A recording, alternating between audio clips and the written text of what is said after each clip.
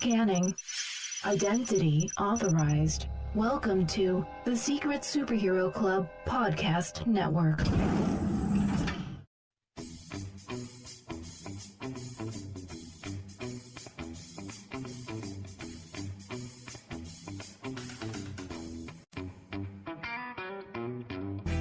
Welcome to the Animation Station Podcast, your home for discussions and debates about all things animation.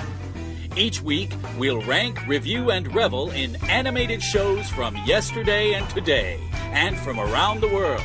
So grab your Acme slingshot, set your mobile suit to autopilot, and put on your mouse ears. The Animation Station Podcast begins now.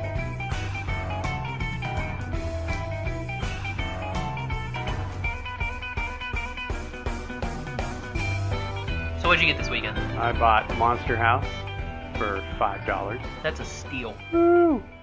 I also bought Book of Life for, I think it was like $12.99. These are used prices at Vintage Stock. Have you seen the Book of Life? I've not. It's I on HBO. really want to, and I've wanted to since it came out, and I'm still kicking myself that I missed it in the theater. And it's one of those ones that I'm about 99% sure I'm going to like it, so I just went ahead and bought it. Okay. And then I finally completed my Toy Story trilogy and bought Toy Story 2, which is my least favorite Toy Story movie, and But Jessie's probably there. my fourth least favorite Pixar movie. There are things about it that I love, but I find it a classic frustration piece, where it's all about obstacles and frustrations, and that gets a little tiresome for me. It does have some funny parts, and it does introduce Jessie, who I love, and, you know, it's good. I just read webcomics. All weekend? Pretty much. I finished, caught up on Newman by Josh Ulrich, Mm-hmm. and I basically completed season 1 of his other webcomic, Jackie Rose. Okay. Yeah. Are these free comics Yep. online? Mhm. Wow. Is there a lot of things like that are Yep. free? Wow. Dude, That's pretty you, cool. you can get all kinds Like of they're manga free when online you and like pay for a website, Nope. or it's just free? Download the app. Because So basically, it's exposure. so it's people basically putting their portfolio out there saying, "Hey, comic book publishers, look at my stuff. You Yeah, should and give me a deal." He did a Kickstarter, I think in 2015, Mm-hmm. where if you donated to him, then you would get like a free copy of like his comic, all kind of in one actual book, Oh, a printed bound printed edition. form? And Okay. I wish I would have known about that because I Oh, would have man. bought one. Yeah. And I want to try, and I'm gonna email. He's got a website. I'm gonna email and see if I can get a couple copies. Nice. Probably like 3 copies. Because I want one. I want to give one to a friend. Mm-hmm. And then who knows about the second one? Or the Just third one. Maybe Keep it in mint condition for maybe keepsake. some sort of giveaway? some sort of giveaway. You're Maybe thinking giveaway, Josh Kane? if I could get it. Yeah. This is all. If I can get this thing, I would love to give it away because it's so freaking good. Cool. Now, I know you're a story guy, and it's really all about the story for you, but how's the artwork in this webcomic? I love the artwork. Yeah? Yes. Cool. In Newman, it's like they're all kind of like demons and stuff like that. Like he's he's a dwarf, but he shaves. He has to shave like 5 times a day because he likes like the scruffy look. Mm-hmm. And she's like this dark elf princess. Mm-hmm. So yeah, it's pretty good. And then Nice. Jackie Rose, it's like an alternate 1940s Earth. Oh. So It's got like that film noir look to it? yeah, it's like they went airships Or... Oh, with this one. cool. So like there's all kinds of airships and stuff like that. Right. I like that kind of It's pretty stuff. cool. Kind of retro sci-fi kind of Yeah, thing. like they go on a cruise Mhm. in the first one, but it's actually like an air cruise. Nice. So it's like this big, huge, like, what did what's his face build? I don't know. What did Like What's-His-Face build? Leonardo DiCaprio played him. Howard Hughes. Oh, he Howard built Hughes, yeah. the whatever. He built big planes, plane. didn't he? The big plane that The he 747? did. The Spruce Goose. Oh, the Spruce Goose. Yeah, he yeah, built the the Spruce. famous. It's basically what this is. It's like the Spruce Goose, except Mhm. bigger and like a cruise ship, pretty much. Got so it. it's really, really cool. Oh, nice. Well, maybe we can get our hands on that, and maybe we can give one away. Yeah, That'd hopefully. be sweet. That'd be really Josh, sweet. if you're listening to this, help us out here. Hook us up. Yeah. But speaking of monsters and Newman, Yes. maybe not Newman, but speaking of monsters and everything, Yeah. welcome to Spooktober, week number 2. Yeah, episode 11. I'm Josh. I'm Gavin. Welcome to the Animation Station podcast. Yeah. What episode is this, Gavin? Episode 11. Sweet, sweet. Yeah, and we watched a fantastic little movie out of Sony Pictures Animation called Hotel Transylvania. Yup. We literally just walked from the other room where we finished watching it and are now recording with it all fresh in our minds. This was Josh's very first time seeing this movie, and I think he enjoyed it. So I'm interested to get into this discussion. I want to start off with a little bit of background. Real quick, before we talk about Hotel Transylvania, I Okay. think I interrupted you. Go ahead. Oh, no, go. No. No, sir. Gavin, I insist. allow me. Go ahead. Okay, I will. Hotel Transylvania, Sony Pictures, like I said. This is a movie from 2012, so it's pretty recent. And the kind of notable things about it are, first of all, director, Genndy Tartakovsky. This is a guy I a love. major surprise. Yeah, you were shocked. It's the first name you see in the credits, directed by Genndy Tartakovsky. And he has created some of the things I love, more than anything else. And one of those things is Samurai Jack. It's one of my favorite things ever. That little Clone Clone Wars. Yeah, bit at the the very Clone beginning. Wars micro series. The overlooked micro series because Absolutely. of the Clone Wars that followed it. Right, and it's hard to talk about it because everybody thinks you're talking about the long-running Clone Wars series, but no. You gotta be like the one where they don't talk. The one where they don't talk. The short little bitty ones that are 2D. They're like 3 minutes. That's it. Yeah. Anyway, Genndy is one of my favorites because he really goes for super stylized looks and really kind of puts his signature stamp on everything, and it's really interesting to see him in the world of 3D animation and how that kind of plays out. I don't think it's purely Genndy that we get in this movie because, interestingly enough, this movie was in production for 6 years, and he was the 6th and final director that they brought in to actually direct it.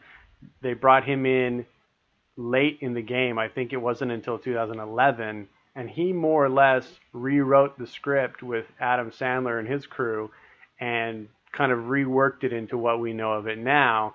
But I think visually a lot of that stuff had already been developed. So he kind of helped finalize and sculpt the vision of it and gave it a little bit of that Tartakovsky touch.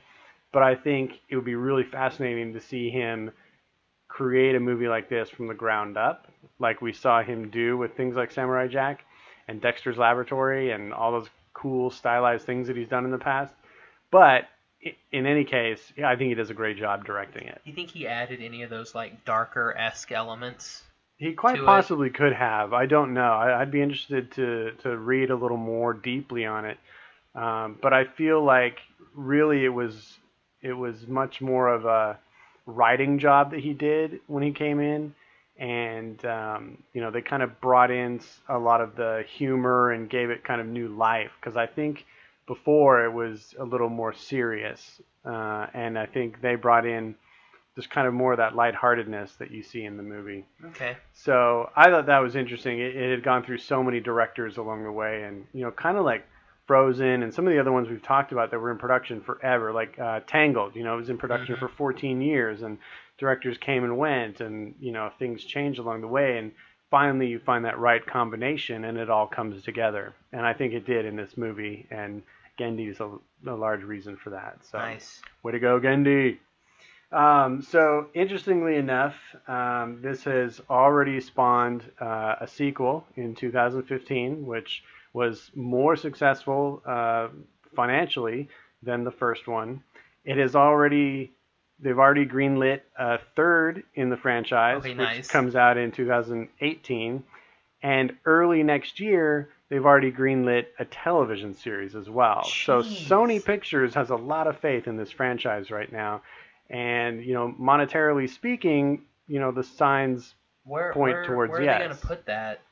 Where are they going to put what? The series? The series. Is it going to be like one of those? You know better than me. I'm not aware of the TV cartoon landscape today. The only thing I can think is maybe they'll keep it as like that.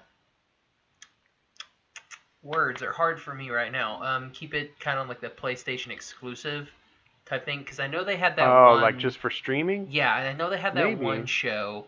Can't remember what it was. It was about the superheroes. Since it is Sony, they could do that. I hadn't thought of. Does Sony have any presence on TV? Like, do they own a TV station or anything like that? Not that I'm aware of. Okay, I didn't know because some of the other studios do. Like Fox and obviously Disney. Because I don't think they'll put it on Cartoon Network. You don't think they would? I don't know. I don't think it'll be a Cartoon Network thing. Unless they could do a deal with Netflix.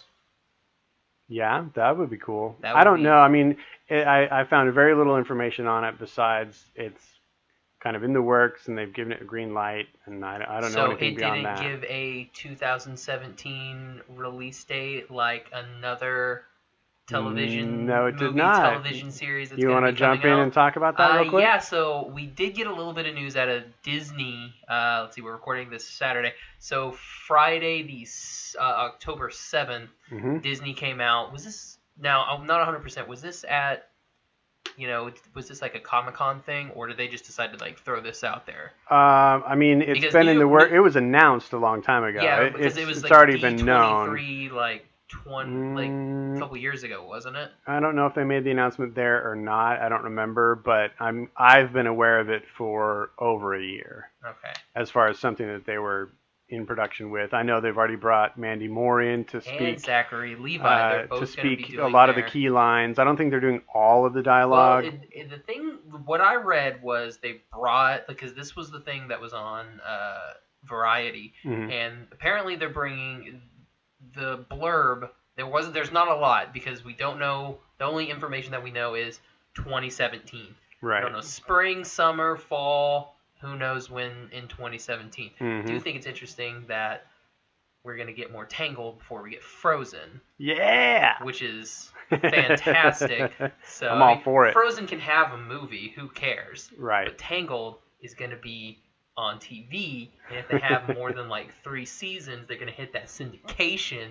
Yeah. And well, no, I'm just kidding. It's Disney Channel. Yeah, so they probably won't. It won't. And then you'll never be able to rent it anywhere. And we'll never be able to see it again. Yeah. Come on, Disney. Give us your shows. I don't know. I wonder if the Netflix deal falls under television series. I'm still only seeing a slow trickle of new material come out. So I'm really still on the fence about whether this was actually an impactful deal that they did with Netflix. Anyway, that's a tangent. Let's get back to Hotel Transylvania. A Tangled tangent. No, swear. I like that. So, let's talk about the cast. Holy cow. The only cast member I knew going into this was Adam Sandler. He was the only one I knew. Okay. Did you pick up on any others as we watched? Because we stopped it at the credits so that he wouldn't see the names. Yeah. What's his name? The guy. You said Andy Samberg. Yeah, but what's his character's name? Oh, gosh, I've already forgotten it. My goodness. Wait, I've got it written down here. Jonathan. So I know Jonathan sounded familiar, and I'm just like, I know that voice. And I just couldn't picture it. I was like, okay, I'll wait. And then we got to the very end, and he sings that Lonely Island-esque song. I'm like, Andy Samberg, it's Andy Samberg. Yeah, and he actually wrote that song. It sounds like him and Adam Sandler wrote a lot of it. Like, all the songs that were sung in the movie, like, one of them wrote. And then I kind of cheated a little bit. Before we paused, I did see who was because Mavis. Yeah. Her name, like, she was really familiar, too. I was like, who is that? Who is that? And Selena Gomez. And she was actually a replacement. Do you know who the original voice was? Was it Mandy Moore? No, close. Who? It's another young star of a similar ilk that came out of a Disney show. Aubrey Plaza. Nope. Hilary Duff. Nope. Lizzie McGuire. Nope. God, there's a lot of them. Hannah Nope. Montana. There it is. Oh, it but was Miley? but Miley Cyrus, yeah. No, it was Hannah Montana. They were like, Right. we don't want Miley, we want Hannah. Miley's Yeah, going off she the was deep end right now. she was the original person signed on, and the little blurb I read said that she dropped out Because Billy Ray's a nightmare to work because with. she wanted to focus on making a musical comeback. So that's basically when she decided, oh, I want to be like a major pop star on my own. That's when she decided to make That's when Party she in the shaved USA. the head and became what we know now. No, I think it's got to be Miley like, that's like Cyrus. Party in the USA, Miley. I don't know what that is. Is it her song? No, Party in the sorry, Anyway. I don't know what that is. Gavin's like 47. No, it's I listen to older things. Yeah, because Anyway. you were born in 1947. Let me read this cast list. Read the cast. for Read you. the cast. Start at the top because I'm not 1,000% sure on all of their names. Okay. Adam Sandler played Count Dracula. Oh wait, before you talk about that, the one voice I did pick up, Steve Buscemi. Yeah, I was like, Buscemi's Buscemi. unmistakable. Yeah, he's good. So Andy Samberg played Jonathan. Nice. Selena Gomez played Mavis. Kevin James was Frankenstein. No. Yeah. From Grown Ups, the King of Queens was in this movie. Fran Drescher was Eunice, his Yeah. wife. You had Buscemi was Wayne the werewolf, and His name's Wayne. yeah, Wayne. Cool. Yeah, and his wife was Molly Shannon. Nice. Yep. Let's see. Griffin the Invisible Man was David Spade. Yeah. You had CeeLo Green was Murray the Mummy. Okay, with CeeLo. Hold on, real quick. Whatever happened to CeeLo? I don't know, man. Like disappeared. I have no idea. John Lovitz was the chef character Quasimodo. I did like that Esmeralda was his rat. Yeah, I thought that was cute. I thought that was cool. And Chris Parnell was Mr. Fly. Yeah, I got Chris Parnell. I was like, that's an epic list, and there's more. There's more. That's just the main ones. I was like, that's Cyril. That's Cyril Figgis right yeah, there. yeah. That's a crazy big cast. That's ridiculous. Yes. It's basically Adam Sandler called in every favor and said, Pretty much. "Hey, come be in this movie." When you got that Sony money, I it's guess. like you're just like making it rain. I guess the budget for this movie was 85 mil. That's not it? that much, yeah. And they made almost 400 mil. Well, yeah, I mean, I don't really think Adam Sandler needs money. No, he doesn't. But I'm not sure Kevin James needs money because he's on Adam. Oh Sandler. yeah, he's living on that mall cop money. No, he's living on that Adam Sandler On that money Happy is Madison what he's production. living on. Yeah, that's probably true. But anyway, I'm just so impressed with that cast, and I thought they all did a good job. Mm-hmm. I didn't think any of them tried to, take over. They all kind of fell into their characters, and they just did what they did. And I don't think there was any groundbreaking voice work in that because they were all just using their voices. Sandler's was kind of weird sometimes. I thought Sandler was cool. It kind of reminded me. There were a couple times that he sounded like he was just like, I'm in the booth. It's a Tuesday at 8 a.m. I want to talk like this. Come back here. There was a couple times I was like, maybe. I don't know. A little bit I effort to liked get his paid. Dracula voice. It kind of reminded me of Gru from Despicable Me. Have you seen that movie? Yes. Okay. I just kind of like that. He just kind of fell into that pseudo Eastern European Dracula sound that we kind of, Associate with Dracula. the blah blah blah. I don't say blah, blah, blah. Yeah, so I thought they did a good job. I like that they brought that gag back. That was good. That was nice. So let's just hear it from you, Josh. Did you like this movie? I adored this movie. Yes. So a happy. complete words hard. A complete contrast from last week. Yeah, no kidding. Where you were I was disappointed last week. I was sitting there like a small child. I was like, oh, look at this, it's a movie. I don't think he whipped out his phone once. No, didn't do it once. Yeah. I wanted to, only because I wanted to pop up IMDb and look at the cast list. Oh, right. That was because I was like, I know that voice. But yeah, this movie was really I paused it once and I was like, hey, Gavin, like 3 times, just because the little bitty attentions to detail that they put in this movie are really, really good. Like there's that one gag that was just stupid. It was a throwaway gag. I don't know why they did it, but I pointed out and I was like, clever right there. That was pretty good. It's when Dracula, like, he's at the very beginning when all the monsters come in. He's like, hey everybody, thanks for coming to the party. And there's a bunch of frogs that form a little stool, and he stands on them. I'm like, toadstool. That's really good. I was like, good job, guys.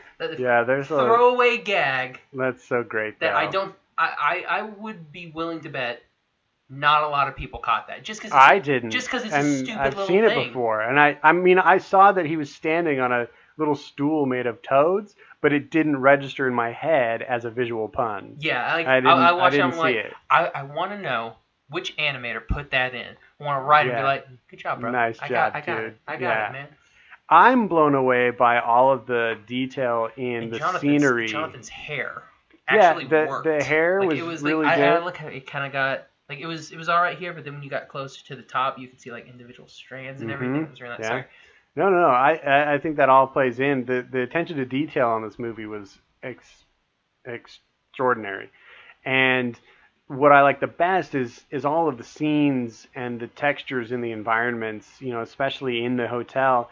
You know, the stone and the wood and the glass and the tapestries and carpets and every little piece of it felt like it was tangible and real. It was all really stylized and romanticized and clearly animated, but it had such rich, beautiful texture to it that you loved watching these characters, you know, roam around in this extravagant, crazy, awesome castle out in, you know, outer Transylvania, wherever they are in the haunted woods. Not Transylvania proper. Yeah. This is like the suburbs of Transylvania. Exactly. And I, you know, even when they're out and about in the haunted forest, and you know, every scene had just such beautiful lighting and texture, and the coloring, the design work. I'm just really impressed by it. I think the character design is spectacular as well, but for me, it's all that layout design and the environments that they're in that really elevate this movie artistically. Yeah.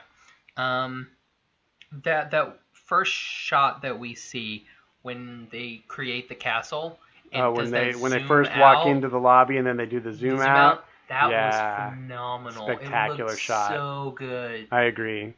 That's one of those, like, I wish I would have seen it on a big screen, just to see if it. Because I mean, and that happens. Like, whenever you take something and shrink it down, it always is going to look better because it's smaller.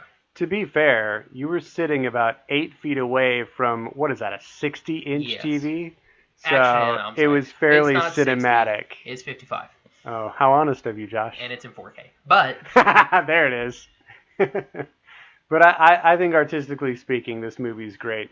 Now, what do you think about the characters and the story? Because I know that's your bag. I want to let you talk about that. The character, I like the designs of the character, which is weird because I don't like monsters. Like, yeah, we know you don't like skeletons. I don't like skeletons. But there wasn't a whole lot. There were two. There were two this whole thing. I thought that was great. I was like, good, I don't have to see them. But their scenes were kind of funny. Like, he puts his hand in. Yeah. Like, in the female skeleton, she's like, oh! Then they see her showering, and they're like, oh! Yeah. Twice. There's two O's. I thought the werewolf kids were great. I thought that was a nice little pack of touch. Werewolf kids. And the one calm one. Yeah. Pretty much. Mm-hmm. Let's see. Invisible Man was great. I thought his him. Character design was pretty good. Yeah. There was a lot of emotions that you could see with his glasses. I'm not being fun. I'm not joking. Like, I know. That was since if that's all you have to emote with, right. They did a really good job, like, of making him skeptical, confused, happy. Yeah. It's kind of like a really good job. It reminded me a little bit of Cars because they kind of just play with the roof line a little bit and kind of like the top of the windshield to give their eyes a little more emotion, and they kind of did the same thing with the top of the glasses for him. And it played into that. Yeah, anyway, I thought continue. That was really good. I just had to get Cars in there. Dracula, he was all right. Yeah, it's interesting. I think he might be the weakest character design. I think they went kind of typical He with was him. probably the first one, and they probably made him... Like, when did Despicable Me come out? Oh, gosh. I want to say it was... It was before this, 2010... But it was definitely before this. Yeah, oh, yeah, definitely I think before. they may have tried to make him a little bit... Like Groot? Like Groot. And I think that's where it doesn't really work. He's the weakest character design. I agree. But everybody else, I think, was But I good. like the way that he moves, and I like the way that he turns into a bat. The way that they animated him, like, and his if magic. he was in a different movie, like, and the characters looked like him, I think it would have been great. Yeah. But he just didn't fit aesthetically in this movie. He just looked weird. Like, he doesn't really look anything like his wife and his daughter. And basically, the only human-esque people, so it would be his wife, his daughter, and Jonathan. Those are the only human-ish people in here. And then all the people in the town. He looks nothing like any of them. Yeah, I agree. But it's like, it's semantics, really. Yeah. Little Mavis. Adorable. Give me more Little Mavis. She's so especially cute. when she's a little bat. Oh my gosh. So cute. With the big eyes? Yeah. Oh. It reminded me of Baby Judy Hopps. Yes. So cute. Dude, since that's been on Netflix, I don't know how many times I've watched that. Seriously? Yeah. Oh man, I haven't had time to watch it in a while. What I usually do is I like to put something on while I go to sleep, and you end up staying up for 2 hours. Well, yeah, the first night, but now like I can get to when she hustles Nick, right, and then it kind of like okay, bedtime now. Yeah. But I always see that beginning a little bit with I want to know what happened to that sound. Like the little cat that does the sound. Oh, he's so cool. I love him. The what little happened AV to kid. him? That's great. Zootopia 2. Oh, man. So when they do, Electric Zooaloo, maybe we can go back to him. Recycling brought to you by Josh Kane. Dun-dun-dun. Keep going on characters. Let's see. Or move on to story. Honestly, I like Jonathan when he wasn't in...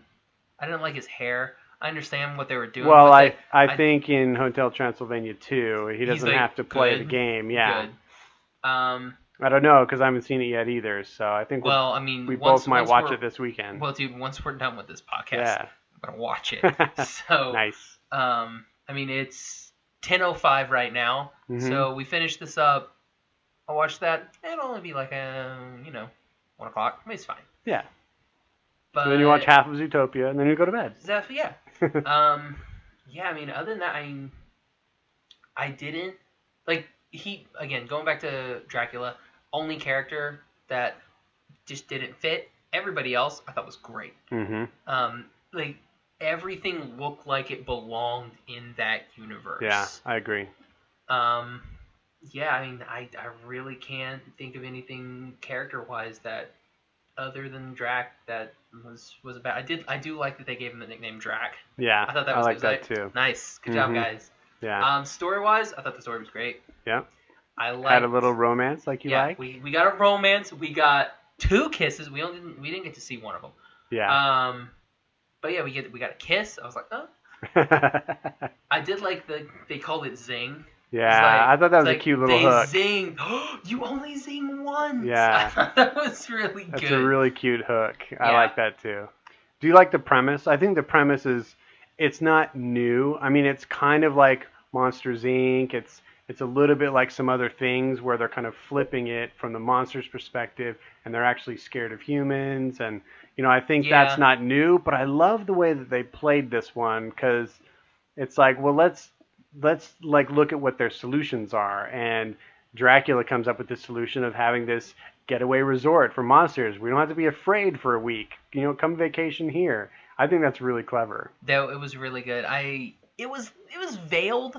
It wasn't really pronounced. It was, with the whole, they're not going to like us because we're different. Right. So they're going to be scared of us and want you to kill us. can apply whatever difference you want to that. I thought that was just well, go apply whatever you want. Yeah, it could be intolerance of any type, but it was a message about, acceptance and then when they go to Transylvania, it's everyone's happy. Everyone loves monsters because it's the way that we are today. Everybody loves monsters and stuff.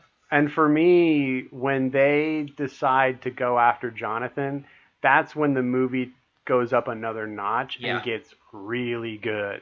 I think it's enjoyable and fun up until that point. But at that point, when Dracula realizes, oh my gosh, we got to go get this guy, and he rallies his buddies, and they go off outside of the safety of the hotel that was to get him. That was going to be grown-ups too. That's when Oh gosh, don't even talk about that train wreck. But that's when the movie for me just really hits it home and it just gets going, and I get so excited for that second or that last third of the movie. It just really makes it for me. Yeah, and I like the bit with Buscemi eating the sheep gosh, on the when road. he eats those sheep. He's like, "What? There's no sheep anymore. Let's go." I thought that was a really good gag. Man, when they're driving that car along that road that's winding along that cliff's edge, and there's that wooden fence along it, it's so exquisitely rendered. The rock face and the grains in the wood that looks like a splintery fence. Like if you touched it, you'd get a splinter. And I just love the attention to detail. The detail in this, I paused the movie on this one just because I thought it was such a cool touch. When they're in the airplane, Jonathan, you see his head, and then throughout the cabin, just like normal planes, there's like a few lights here, one light over here, a couple spots where there's no lights whatsoever. Just the little bitty lights that are on. Yeah. I think I saw one stewardess light that was on, which was like, well, I spotted that too. And you see that speaker. Yeah. When he's coming over the loudspeaker, there's like grime, like little fingerprints on the loudspeaker. Yeah. That was so good. It's exquisitely detailed. Oh my gosh, that's so perfect. There was one thing that I thought was a little bit weird, like it's not weird. I thought that would have been an even nicer touch. All of the nozzles for the little vents were all the same. There weren't ones that were like peeking off to the side or anything like that. They were all straight. Air vents. Yeah, I was like, oh well, that would have been. I understand, but I was like, that would have been kind of cool when it was like, like a little cocked here and there. That would have been kind of cool. Well, I'll write Sony a letter and tell them. You do that. Josh Kane said all your vents were straight. He's like, make one of your vents different. Yeah. So the movie really ends quite well, I thought, but also leaves enough open for a sequel. Yeah. So not having seen the sequel, either of us, what do you think is going to happen in Hotel Transylvania 2? Well, what I've seen from Netflix, it appears that they have a baby. Yeah, you can see that in the title card, right? Yes. Yeah. Other than that, that's the only thing I know. It's probably going to be like so it'll be a half vampire kid like Twilight? Yeah. Which, that's a really funny Twilight jab that they make. He's that's the in-flight Twilight film. That was good. It's really good. When Adam Sandler's rapping at the end, he talks about Simba, Nala, and the Lion King. Yeah, they got a zing like when Nala looked at Simba in the Lion King. That was really good. That was a bad rap, but that was really good. I didn't write it. You spoke it. You saying I'm not an MC? That was wickety wick. Ouch. So, It's probably going to be like what's the baby's name in Incredibles? JJ? Jack. Jack. Yeah. Zootopia again, man. That's hilarious. Yeah, it's probably going to be like what they kind of did in that little Incredibles short with Jack, where he's finding his powers and stuff. Yeah. It's probably what they're going to do with this one. He's like going to find his powers and maybe stuff like that. Because really, there's no villains in this movie. There's nothing like. The humans kind of are until they. Well, but they're really. Until they're all just fans of the monsters at the end. Yeah, but there's not a bad guy, is right. what I mean. Right. Which was really nice, because if we look at like all these movies now, there's always a bad guy. There was no bad guy. Yeah. I hope that this next one, and like 2 and 3, hope they don't have bad guys. I hope it's just like this kind of like finding yourself, being yourself type stuff, you know, lovey-dovey stuff. I like that. I don't want a bad guy. Okay. There probably will be a bad guy. I don't know. I don't know why they would or how they would introduce one. Like in Despicable Me, we had a bad guy. Sure. Zootopia, we've got a bad guy. Tangled is a bad couple people. But a lot of stories kind of require a villain to help drive the tension. Which is, and that's why I like this movie. There's there's really no villain. Yeah, the villain is an idea. Yeah, like all the villains that, perpetrated the act of, them killing his Martha. Them killing Martha See, never mind. Sorry, I was about to make a Batman vs Superman joke. Martha, that was the whole thing. Oh gosh. Yeah. But yeah, with them killing Martha, they're all dead. They've been dead for like 800 years, so they're all dead. Doesn't matter about them. Right. So your bad guy gone. Your people now, everyone's totally cool. Yeah, but they didn't know that because they had isolated themselves. Yeah, I know, but I mean, there's no bad guy. That's what I was talking about. Like, I didn't know if we were gonna go into like when it starts off in 1895. Yeah. I'm like, is this gonna be a period Yeah, piece? Josh was disappointed at first, like, oh gosh. But then it was like, oh, present day. It's like, so she's like 100. But yeah, I mean, I thought that was really good. Like, what I didn't want was there was going to be like a villager that was going to be after them. Right. Something like that. Right. Which glad we didn't have. That was really nice. Excellent. Well, I mean, do we want to talk very quickly about anything we didn't like about this movie? There wasn't a whole lot. Adam Sandler's voice. That's it. That was it. Well, a little bit of his character design. It seemed Adam a little Sandler's character. Predictable. Yeah. I liked his character a lot. I liked his voice. I thought it was appropriate. I did like his character when he did kind of do that twist. Yeah. When he and Jonathan are actually having fun on the tables. Yeah. I thought that was a nice little bit. I was like, okay, this is nice. I kind of like you now. Yeah. Yeah, I have very little to say bad about this movie. I thought it was delightful. I think that the first third of it maybe, it's all about gags and, showing you all these different monsters. And it takes a little bit for the story to develop, but you have enough to laugh about through that whole part that it's okay. All the gags worked. Like, I don't think any of them really fell. Right. I mean, I guess you do have a villain in this movie. I guess it's Quasimodo. Kind of. He's like... Yeah, he's just kind of really the idiot that's going to mess things up if he gets his way. But he's not really a just villain. like the Hunchback of Notre Dame. Jeez, yeah. Sorry. It's a garbage movie. Sorry. That's the only thing I think of when... I know. Yeah, most people do. Also, John Cleese. Yeah. But, yeah, really bad-wise... Nothing really jumps out at me. And I think it's something that, people of all ages could enjoy. I don't think, maybe if your kid scares really easily, there might be a couple of moments, like when Dracula, he does do he kind of, he does that scary, monstery face, but, really it's not a scary movie at all. It's just full of monsters, and they're delightful, and they're funny, and I think there's stuff there for kids, and a ton of little jokes thrown in for adults. Like Toadstools. And, you've got Beethoven, and he grunts the Fifth Symphony, and things like that. Little nods here and there to Lion King and to Twilight, and other things like that. So and there's probably tons of stuff we missed too. Oh yeah, I've seen it a couple times now, and I discovered new things this time. So it's just full of things to discover. So I recommend it for anybody. Yes, it's delightful. It's definitely a recommend. Yeah, excellent. And then go watch Hotel Transylvania 2 on Netflix at the moment. Yeah, it is on Netflix. All right. Well, you want to do move it into the top 5? Well, we have to do our ranking. What do we think about this movie? Oh, yeah, we got to rate it. I always go first.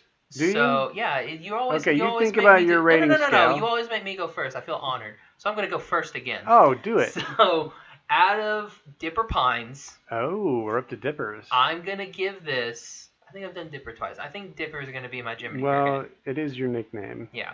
Out of Dipper Pines, I'm going to give this 5 Dipper Pines. 5. I gave it 5. Woo! I love this so much. While we were waiting for the computer to boot up, I put it in my Amazon cart. So that's awesome. Quite nice. I'm very pleased that you enjoyed this movie, because there's nothing better than showing something to somebody and they really enjoy it. That's awesome. I'm glad you enjoyed it. I enjoyed this movie too. I think the artwork is really beautiful in it, and I love it. So I personally rank this one out of 5 Jiminy Crickets. I give it a 4.5. What the heck, man? It's not a 5 for me, but it's way up there. I I really enjoy it. What gives it? What knocks it that 0.5? It's not Pinocchio.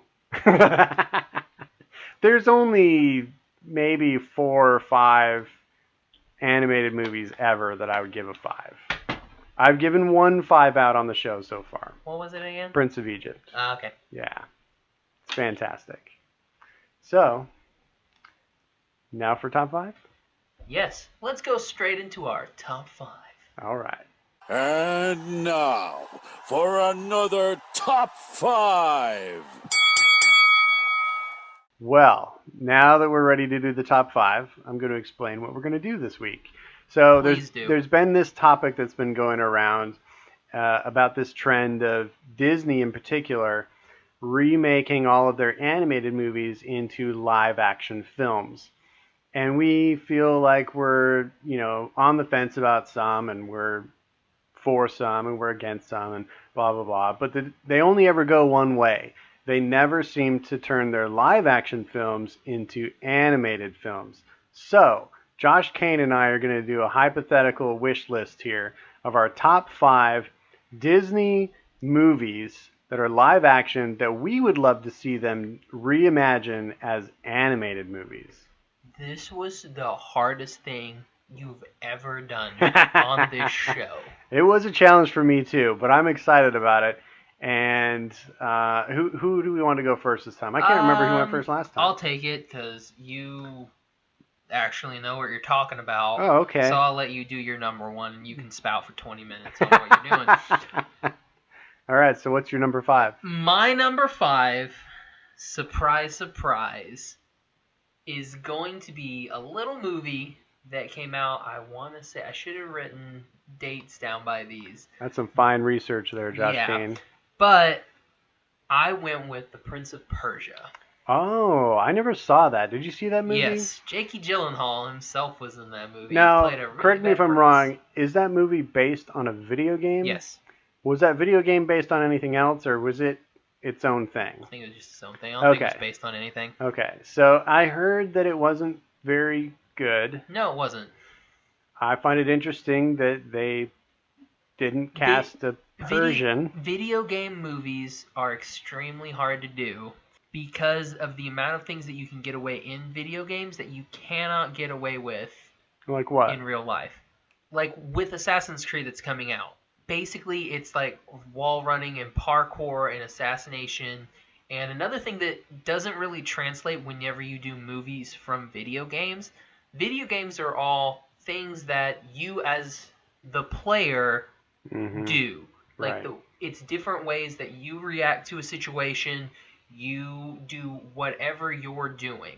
Like in Assassin's Creed, it's like, you know what? I could kill this guy by running up the side of this church and jumping on top of him, or I can blend in with the crowd and sneak up and, jank this guy right here. If you do that in a movie and your guy just runs up the side of the church and jumps down and kills him because it looks cool.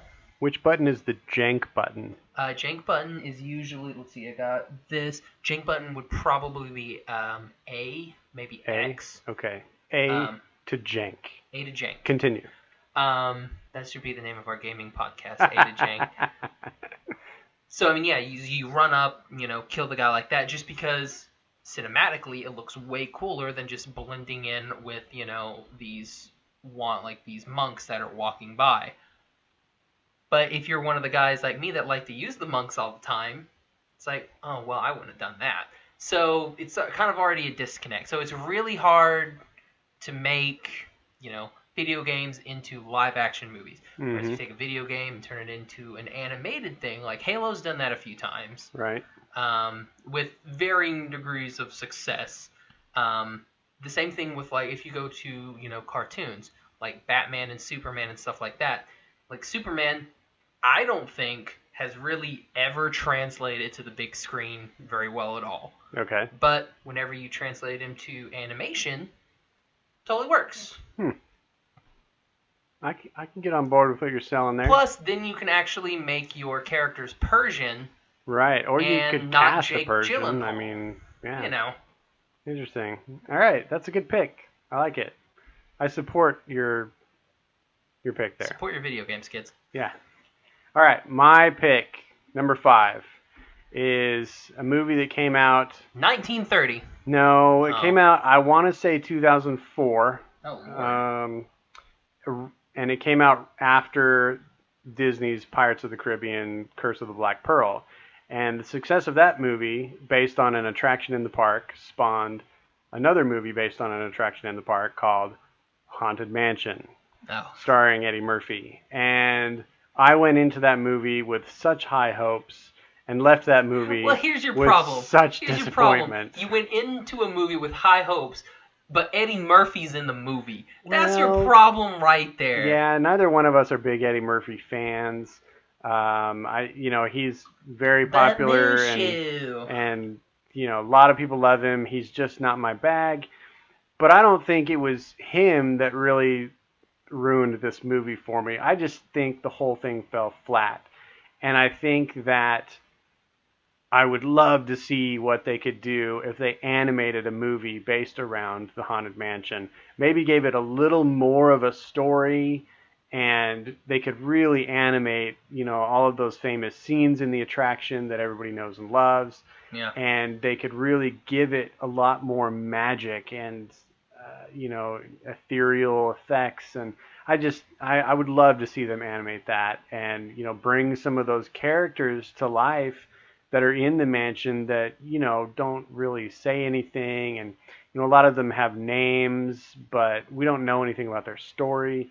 I would love it. They're doing a comic book series based on the Haunted Mansion right now, and it's been hugely popular. And I would love it if they, parlayed that into a feature animated film. I think that would be great. So that's my number 5. I like it.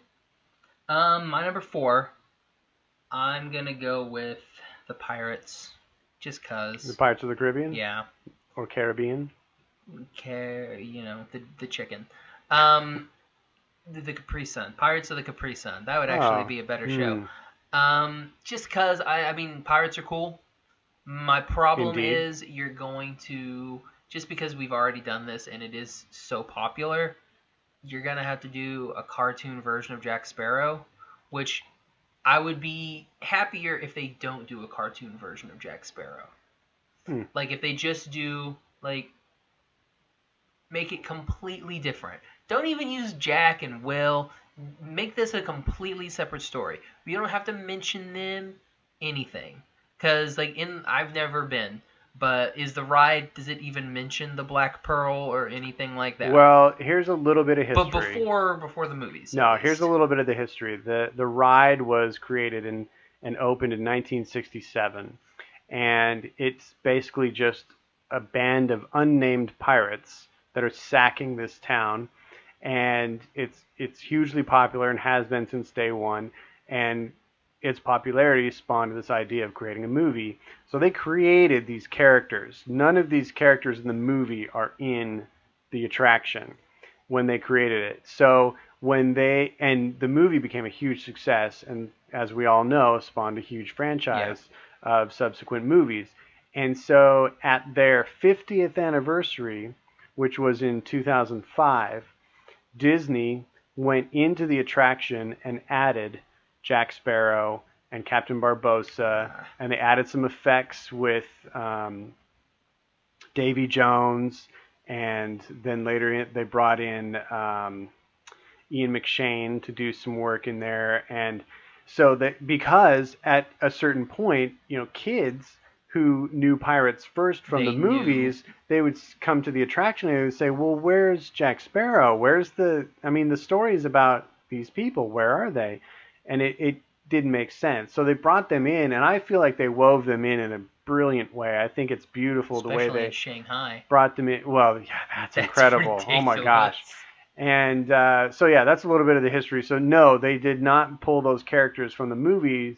It was kind of a weird symbiosis that happened, because the attraction spawned the movie, and then the movie spawned additional elements added to the attraction. So here's my thing. If you make an animated series and you don't do any of the pirates from the films, is there a pirate that is at least mentioned maybe by name? None are mentioned by name in the attraction. Maybe But there are pirates that are recognizable. Like everybody would know the pirate captain. Everybody would know. Well, There's a certain female character that everybody would know. Is there a person that we know who he and his wife take a picture of their relative's name? Oh my gosh, where are you going with this? I was trying to make a not so subtle thing about Liam from Cloud City Cast. Oh. Because he's got the pirate ancestor. Who's Lafitte. Lafitte. Okay. And there is Lafitte's Landing. Right. So it's like, well, hey, why don't you use him? You already got a pirate. So it's like... The Adventures of Lafitte. Yeah, exactly. Okay. Yeah, Pirates of Lafitte. Lafitte of the Caribbean. In the Caribbean. There we go. Ooh, that could be cool. Yeah, so you're thinking series. Yeah, I think series. Oh, that could be fun. I think that would be pretty nifty. Like, if it's one of those, like, maybe not, make it into a movie, that could be a cool animated series, though. Yeah, I like it. All right. We're going long. Gavin, what's your number 4? We are going long. Number 4. I am going back in time here for an oldie but a goodie. It's actually Old Yeller. It's actually one of my very favorite Disney live action movies, and I love it, and I think it's perfect. But I've always wanted to see this story animated because I think there's so much potential there, and that's 20,000 Leagues Under the Sea. Okay. Have you ever seen that movie? Yes. It's a brilliant movie. Well, I love it. They made a movie with, I think, John Cusack's in it. What? Yeah, that was the Poseidon Adventure. But whatever. Oh anyway. My gosh, you're the worst. So I just think that tale in and of itself is such a wonderful, marvelous, fantastical adventure.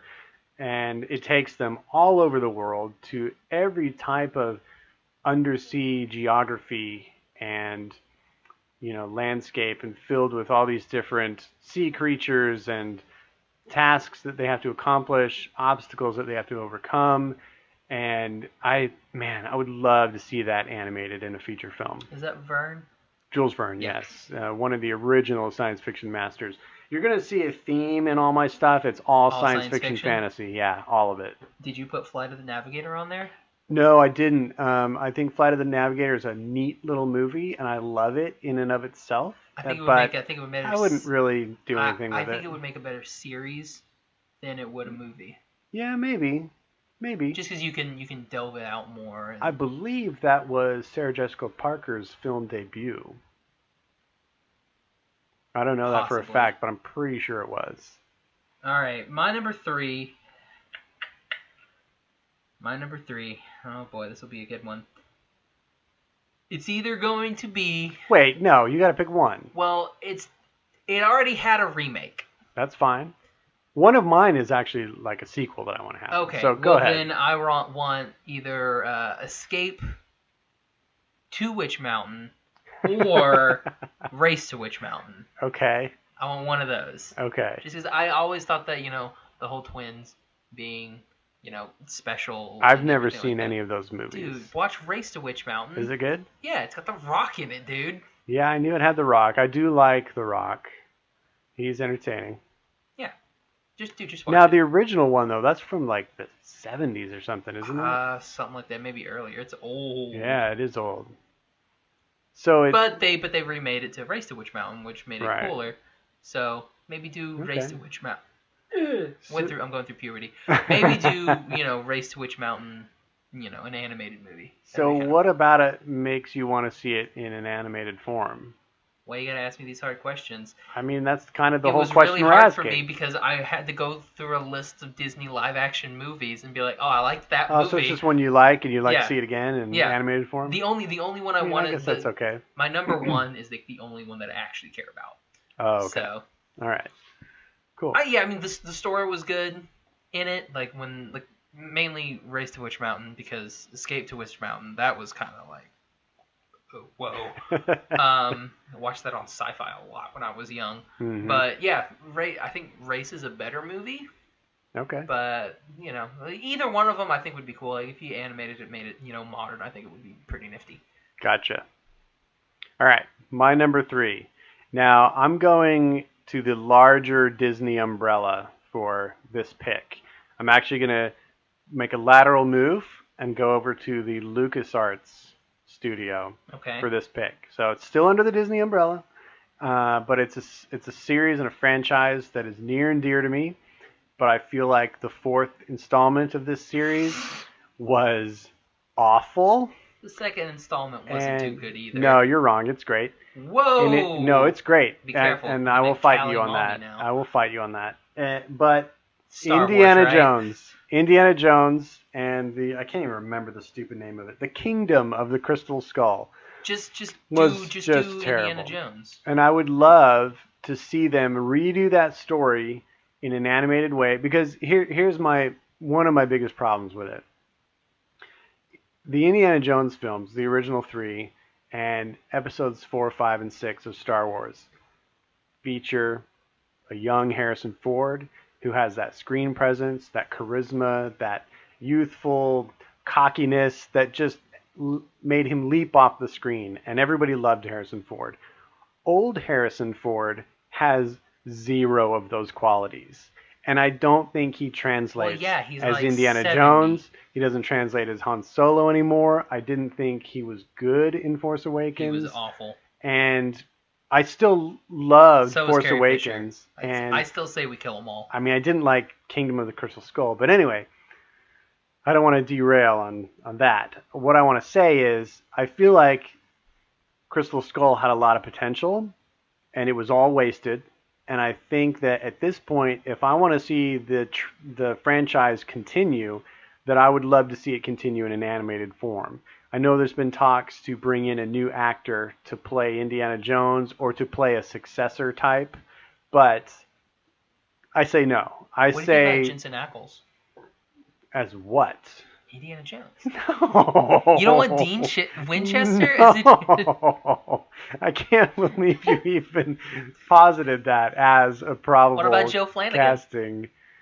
Who? Oh gosh, no, Josh Kane, you're bringing the podcast down right now. No, animated. Go with your number 2. My number 2. I won't let you continue. Go. My number 2 is going to be a little movie that cost Disney a lot of money. It's going to be... Oh, this might be one of my picks. John Carter. Oh. Just because the book you have... I see... That book is going to be really hard to make just because there's a lot of things in that book that you cannot do for a kid's movie. It didn't have to be a kid's movie. Was Prince of Persia a kid's movie? I mean, it's a PG-13 movie based on a video game. Well, PG-13, okay. That kids play. Yeah, but I don't think PG-13 well, John Carter is a kid's wasn't movie. PG. Was John Carter PG? I doubt it. I don't know. I don't know. I just know it was crap. I watched it once and I was like, ugh. It was terrible. I absolutely love the John Carter books. Yeah, because you They're have fantastic. a really good premise that you can do. Like the book, I only read the first one. It's so good. It's really, and I was like, well, this will be a good movie. Yeah, it got me very excited. I read it after I watched the movie. I think I read that book like 2013. I think that movie came out in like 2010, 2012, something along those lines. 2000. Oh gosh. I thought it was newer. I thought it was like 2012. Like 10, 11, or 12, somewhere in there. But I think I read it in 2013. Yeah. And I was just like, this actually would have been a good movie. I know. They missed so many opportunities. But I feel like a lot of the things that you were saying about Prince of Persia or, Assassin's Creed, making those into movies, there are things that those characters do in those games. It's similar to a lot of the things that John Carter does in the book. He basically has, like, the superpowers. Yeah. Like, they did not... I don't know how it's really hard to translate that into, like, for a live action person, because then you got to make him look like a weird Superman type thing. Right. Whereas if you do it animated, it can totally work. Oh, yeah. But I did like seeing Tim Riggins. Good old Remy Tim. All right. Texas forever. So my number 2 is one that I want to be the next installment in a franchise. And it's something that we've mentioned a little bit before. And I don't know if it's ever going to happen. It probably won't. So I think maybe they should just think about doing it as animated. And that is Tron 3. Now, I know that there's a ton of animation in Tron and Tron Legacy, but I would love to see it fully animated. Now, I don't know if you're aware of the TV series. They did do an animated Tron TV and I series. love the look of it. It died really quick. I think it only had 19 did. episodes. Yeah. It had one incomplete season. It was on Cartoon Network, wasn't it? I don't think it was on Disney. I think it was on Cartoon Network. Which is weird. You would think Disney would want, like, throw that on XD where maybe all their it had to stuff do is. with their market study of where it should land. I don't know. I don't know if it would have worked on Disney or not. I mean, it didn't work wherever they put it, but I loved the look of it, and I thought it had so much potential visually. And that's what I love most about the Tron movies is the visualization of the grid and the programs in the grid, and just that idea of lighting and power and how those things move within that world. Mm-hmm. I cannot stop looking at it. I am endlessly entertained by the visualization and the design work in those two movies. And I would love to see a fully animated Tron movie. I would eat it up. I wouldn't even care if there was a story. If it was just 2 hours. It was just light cycles. Touring the grid. Yeah, I would watch it. You know the best part about those Tron movies? I don't know if I'm going to agree with what you're going to say. Bruce Boxleitner. Oh, Cindy Morgan. No, Bruce Boxleitner, dude. He is pretty awesome. Well, he's Tron. Yeah, and he's also the commander in Babylon 5. Oh, really? Yes. I didn't know that. I liked him a lot. They had a dude in the first season, and he was like, no one really liked him. So then they brought Boxleitner in season 2 onward, and everyone's like, that's cool. This show's good. I was so glad they were able to get him in Tron Legacy. He's fantastic. And they did a really good job, when they made him super young in that weird kind of like Flash scene. Yeah. And I was like, oh, that's actually really, really good. Yeah. But then they never did him again. It was like, oh, okay, well, you just did that for kicks? Okay. Very all right. cool. So my number one. Drop it. I did not remember that this was a Disney movie. This was probably one of the first. I mean, it's not one of the first movies I ever saw, but it's one of those movies that the first time I watched it, I wanted to watch it again and again and again and again. Wow. Is The Rocketeer. Oh, I thought about putting that on my list. I love The Rocketeer so much. I need to rewatch it. Here's my thing. I don't like that they're redoing it. Oh, really? Yeah. But you want to redo it as an animated movie. I want to do it as an animated. Okay. Of basically the first movie. Okay. I don't like that they're doing a new one. Are they doing a sequel, or is it like a reboot kind of situation? It's a sequel, and I'm like, okay. I don't want it to be a sequel. I want it to be I need the first to movie over again. Watch that again as an adult. I watched it when it came out, and I think I was in my early teens. They have a fist fight on top of a dirigible, bro. It's pretty cool. It's so cool. It's pretty cool. But I wasn't entertained by it. Sorry, it's not a dirigible. It's a Zeppelin. My bad. Sorry. Oh my gosh. Sorry, Josh Kane. hot air enthusiasts. Aren't those terms synonymous? Well, they're not. If you're a Nazi, you use Zeppelins. Oh, I mean, yeah, but that's just. Anyway, I wasn't entertained by that movie, and I never understood why it was so popular. But it's got such a huge cult following now, and everybody I know loves that movie. Mm-hmm. So I think it's time I give that movie another chance. It's been 25 years or whatever since it came out, so I need to rewatch that. You know what? I think I would love that poster.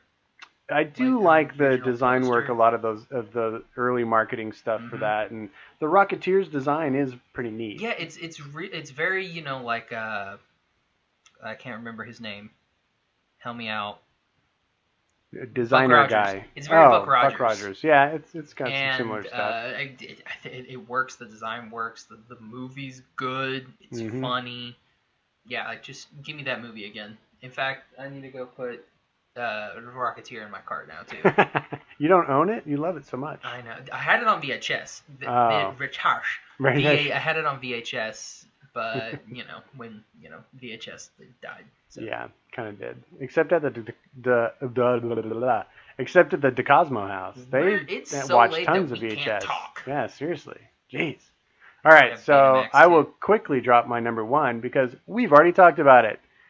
My number one is John Carter. Of course. Because if Disney ever missed the mark, they missed the mark with John Carter. They missed it. They missed hard. It is one of the most fantastic and amazing novels I've ever read, that first John Carter book.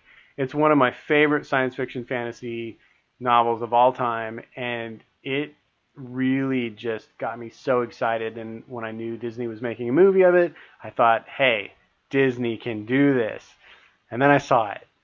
And man, you were like, Disney, why did you do this? They missed out on every good opportunity with the story, and I didn't feel like they pulled off the visual side of it very well at all. No.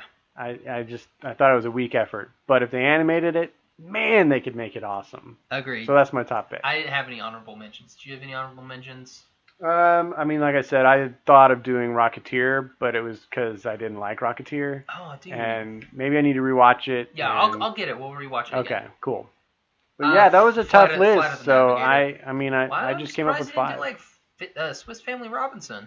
I mean, I think it's perfect. I like that one as a live adventure. I like all the Pirates of the Caribbean movies as live adventures. You know what? I want to change your mind. I want to take Pirates out. I won't put Flight of the Navigator in. All right, I'll allow it. Yeah. All right.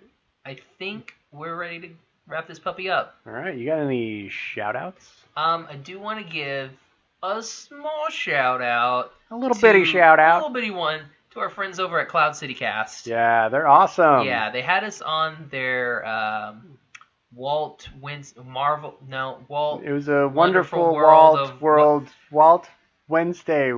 World of Woo! Woo. Yeah. They change the name like every 13 minutes. If you guys aren't already listening to Cloud City Cast, you guys need to subscribe to them and like them. They do 3 episodes a week. They're very ambitious. They do an episode of Marvel on Monday. They do an episode of Disney on Wednesday. And they do an episode of Star Wars on Friday. And they were gracious enough to allow us to co-host on their Disney episode this past Wednesday. It was episode 121.